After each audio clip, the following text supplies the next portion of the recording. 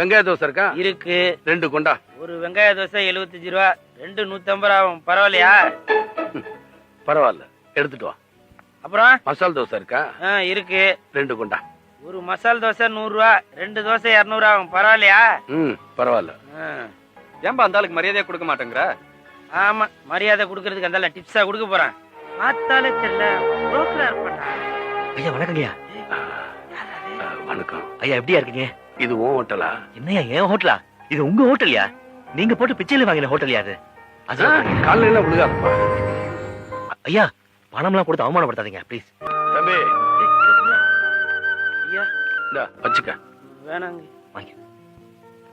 நன்றிங்க ஐயா.